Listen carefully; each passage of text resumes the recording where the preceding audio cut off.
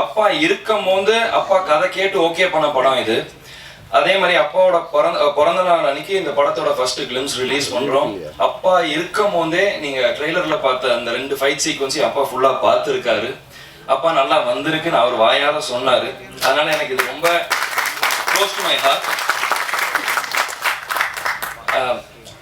அதே மாதிரி அன்பு பிரதர் வந்து எனக்கு டே 1 என்ன கதை சொல்லி இது இப்படிதான் பிரதர் வரும், இது இந்த மாதிரி தான் அவுட்புட் என்ன வரும்னு சொன்னாரோ அதை அப்படியே எக்ஸாக்டா கொடுத்துருக்காரு. So thank you brother.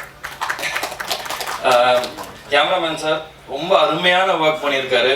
எனக்கு இந்த செட்ல வந்து ஒரு ஒரு ஒரு பயமோ இல்லை நான் பண்றது சரியோ தப்போ இல்லை யாரோ ஏதோ தப்பா பேசிடுவாங்களோன்னு எனக்கு எந்த ஒரு கில்ட் ஃபீலோ ஒரு தப்பான ஃபீலோ கேமராமேன் சைடாக இருக்கட்டும் இல்லை டைரக்ஷன் சைடாக இருக்கட்டும் எங்கேயுமே எனக்கு கொடுக்கல. ரொம்ப கம்ஃபர்டபுளாக என்னை வச்சு அவ்வளோ அருமையாக என்கிட்ட இருந்து வேலை வாங்கியிருக்காங்க. யானை என்னோட படத்தில் என்னோட நண்பன் மணியன். நானும் அதுவும் வந்து நீங்கள் எல்லாரும் நினச்சிருக்கலாம் இந்த மாதிரி யானை கூட ஒரு 20 நாள் 30 நாள் ப்ராக்டிஸ் எடுத்து இது பண்ணலான்ட்டு. ஆனால் என் டைரக்டர் சார் அதெல்லாம் உடலை. ஃபர்ஸ்ட் டே பூஜை நடந்து முடிஞ்ச 2வது நாள் பிரதர் இன்னைக்கு உங்களுக்கு ஃபைட் சீன்னாரு. நானும் சரி ஓகே ஃபைட்டு தானே போய் பார்த்தா 5 யானையை நிற்க வச்சிருக்காரு. நான் கூட ஏதோ விளையாட்டுக்கு சொன்னார், இல்லை பிரதர் நீ யானை கீழே வரணும் வந்து ஒருத்தர் அடிக்கணும்னு. சரி பிரதர் சும்மா விளையாட்டுக்கு தான் ஏதோ சரின்னு விட்டேன். பார்த்தா நிஜமாலி ஃப்ரேம் அதுக்கு தான் வச்சுட்டு இருந்தாங்க. ஸோ அங்கே நான் யானைக்கிட்ட நான் பழக ஆரம்பித்தேன். அதுதான் எனக்கு டே 1. அப்போ தான் நானும் ஃபர்ஸ்ட் டைம் யானையை பார்க்குறேன். அங்கே தான் பழக ஆரம்பித்தேன். அப்போ எனக்கு அப்பா சொன்னது ஒன்று ரொம்ப நல்ல ஞாபகம் வந்துச்சு. அப்பா கள்ளழகர்ல யானை கூட இருக்கும்போது அவர் தான் டெய்லி சாப்பாடு ஊட்டி விடுவார். அப்பா அது கூட ஃபுட்பால் விளையாடுவாருன்னு சொன்னார்.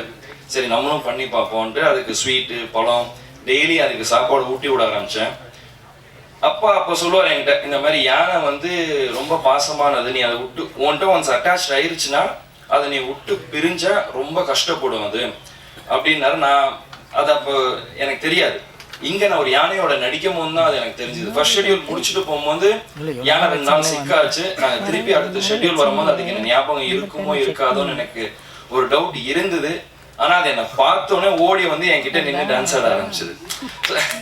அந்த பாண்ட் எனக்கும் அந்த யானைக்கும் ரொம்ப நல்லா கிரியேட் ஆச்சு. முருகதாஸ் சார் சொன்னார், எங்கேயோ படித்தேன் அப்பா இந்த மாதிரி முடிஞ்சா யானையை வாங்கிட்டு வரலான்னு சொன்னாருன்ட்டு. அதே தான் நானும் என் டைரக்டர்கிட்ட கேட்டேன், தமிழ்நாட்டில் அளவு பண்ணாங்கன்னா சொல்லுங்க, நான் மணியனை கையோட கூட்டிட்டு போறேன் அப்படின்னு.